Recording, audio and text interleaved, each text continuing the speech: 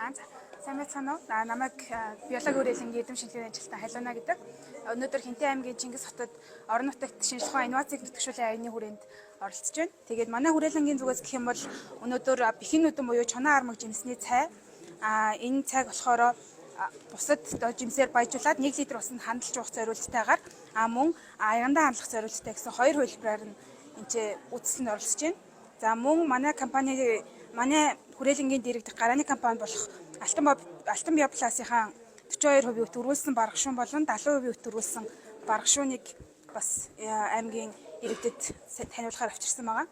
Тэгээд хүрээлэнгийн эрдэмтдийн гаргадаг танин мэдхийн цувралууд, загас гидробиологийн лабораторийнхны гаргадаг живэрт буюу аквариумны загасны тижэл, ураг гээд бактерийн бэлтгэлтэй бордоогоор үзэсгэлэнт оролцож байна.